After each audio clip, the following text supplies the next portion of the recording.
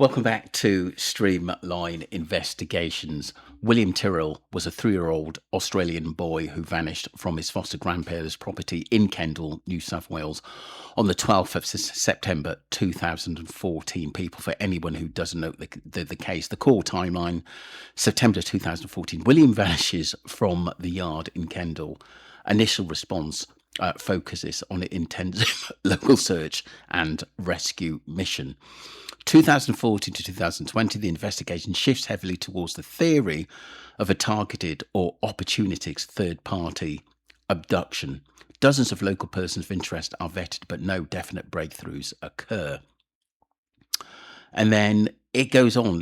This is late 2024. The long-running NSW Coroner's Court inquest resumes, formally shifting public attention to a specific new police theory regarding William Foster's Foster family, who I think the police believe that they may know something more and not telling the police the truth. Accidental fall theory, which we've covered before. Alleged cover-up, which is matters. Under the current police theory, the foster mother allegedly found him dead, panicked, and hid his body in a nearby bushland out of fear that her other foster child would be removed from her care. And obviously, she may have not found work again in that kind of industry, looking after adopted children that she adopted or fostered, should I say there. Lack of evidence, forensic evidence, unrelated charges, and lots more in the case. So we move on, people. The highest priestessstudio.com psychic medium, Karen, who's absolutely brilliant. Let's get straight into this. So I feel that William lived in a situation where expectations were heavy and words were sharp. And there were rules that didn't make sense to him. But I got this feeling like silence felt like punishment also. So if he was ignored, he would have felt that was punishment. And there were moments where he was made to feel trapped without even being touched. He learned early to hold his tongue as well. So to think before speaking, to watch adults carefully. So I feel like he was very wary. Like he knew his boundaries. He knew what a look from somebody was telling him to a certain degree. Now, in the weeks leading up to his disappearance is what I wanted to actually focus on here. And something shifted. So what I was picking up is that he began to ask questions, possibly difficult ones, possibly asking like where his mother was, or like his real parents, or his siblings, like his other siblings. He seemed to speak, from what I was getting, about things that didn't sit right. He seemed to want clarity. He wanted truth. Even in his innocence, he wanted to know things, and maybe he was pestering people with questions about other things as well, but once that spark ignited, it just didn't go out. So he was just very inquisitive. And I pick up there was a moment, it seemed to be small but significant here, because it was like where a decision is made around him, like not for him. So the change in movement, the sudden trip. So this could have been the trip going to the grandmother's place. And it's like he wasn't prepared. He was sort of like, this was sprung on, so to speak.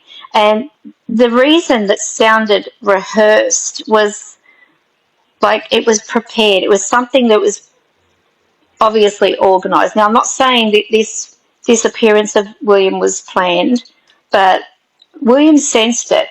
Children always sense that something is changing, something's different.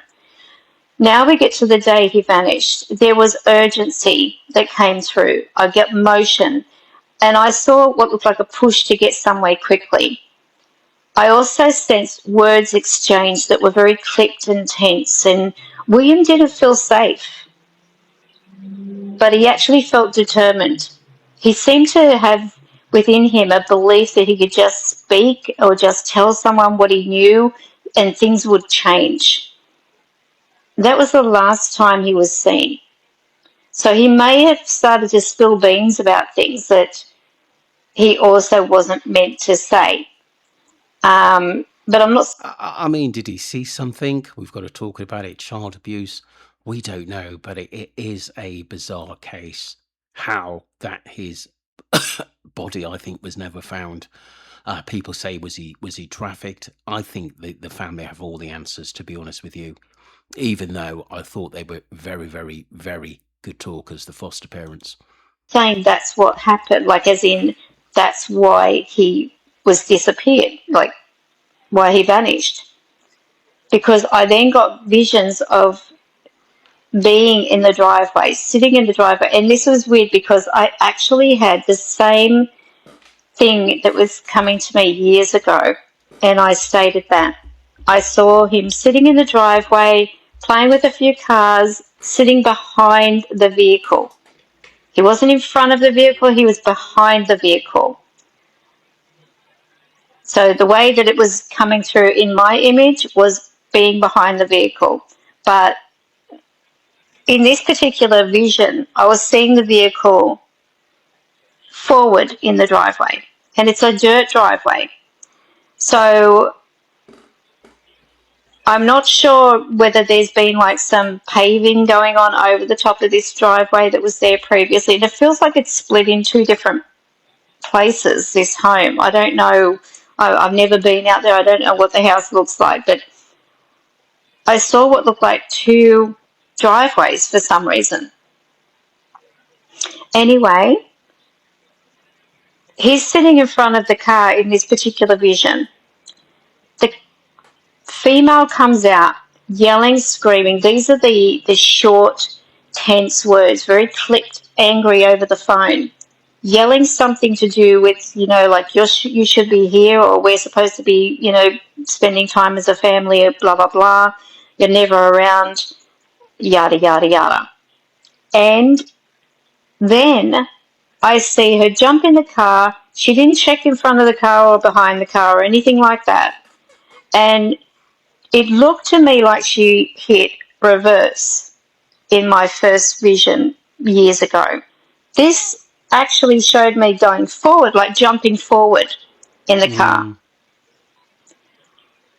At that point, it was then as she was moving back, she saw William lying in the driveway. Now, there was no blood, so there was no break in the skin or anything like that, but he was knocked down. Obviously, the bumper had hit the side of his head, causing him to fall forward. And, of course, the panic bells went in. I feel that if they had looked for saliva in that driveway, they would have found it. Not blood. They would have picked up saliva. I don't know whether those lights or that stuff that they spray could actually pick up saliva, or maybe it was just more like they were looking for blood. There was no break in the skin. Now, then with these cards, what actually happened? The first thing that came through with those cards is like people involved and not strangers. They were caregivers, adults who were meant to protect but instead were overwhelmed, distracted and managing more than one truth at the same time. There was some kind of emotional immaturity also at play, poor judgment, a sense of juggling too many responsibilities without control. And William also became a bit of a problem, not because of what he did, but because of also what he knew. And then I was getting the panic, a belief that things could be fixed if they just kept moving forward. No single moment of like intentional cruelty, but there was a series of careless choices layered on top of one another. Interesting. And one decision obviously leading to another, then another. A move was made to take William away from that familiar place where he was. Water nearby, not directly involved, but close enough to matter. And I got a lot of emotions running high, confusion taking over. So something went wrong, obviously. So what followed, I sensed, was fear, this deep consuming fear, the kind that keeps people awake at night, the kind that convinces them silence is safer than truth. So from that point on, the adults involved separated themselves emotionally. They withdrew, they avoided, they carried the weight alone publicly. They appear composed privately and unravelled. Uh, Now, years passed. she made a great point there, Karen, saying that they seemed too perfect sometimes in their interviews, telling their stories. Should we say it was just odd to me? But like I said, I always believe that the truth lies with the family and what happened, and it possibly could be an accident rather than someone taking William. The guilt never left. Now we come to that final part where William would be found, if at all. So if William's remains were ever discovered, it would not be by accident. The location is controlled land, a place shaped by authority, structured, managed. It's not wild and it's not busy either. Somewhere with history, somewhere people assume has already been searched. There is a sense of abandonment there, a place people pass but they don't linger around. The Hmm. land itself feels quiet, as though it's been holding its breath. I know that's a weird way to put it, but that's how it was coming to me. And what will be uncovered would not be scattered, it will be contained, placed with intention, even if done poorly. There are signs of someone trying to make things right after the fact, not to hide completely, but to distance themselves from what happened. Now, the truth would come through human intervention, not nature. I see paperwork, a decision, a re examination, and someone finally asking the right question. So, when does the truth come out? Well, obviously, it can't be rushed. It begins with information resurfacing. A conversation, a document, or a comment that doesn't align with the official story. I'm getting light beginning to shine where there was once confusion.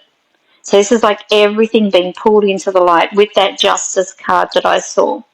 And this leads to closure, not just legally, but emotionally. So it's a full circle moment. I see families involved finally understand what happened and why it was allowed to go unresolved for so long. It's believed that the sort of police had basically got it wrong in their first searches, much like the Gus Lamont case in the early days. Some bodge jobs there. It's very much in this case as well, because I don't think the family were suspects for a long, long time. Now, when it happens, it's going to bring peace rather than chaos, which is, I know people are going to be up in arms and everything, but the truth doesn't explode, it's going to settle. And Well, I'm going to leave it there, people, because I think that is what people want, is the truth in these cases. So, the boy can actually, should we say, rest in peace, and that the family or the people that loved him and cared for him can bury him properly. At the end of the day, if it's untoward and that something did happen to him, was a cover up, that the foster parents should be doing basically time for it as well. But who knows what's going to come round? This is why we should never give up on older cases as well, because any little bit of information may be able to get justice for William Tyrrell. Thank you very much, Dream Miners. And I thought Psychic Medium Karen there was absolutely brilliant. The highest priestess studio.com. Don't forget to check them out as well. Appreciate you.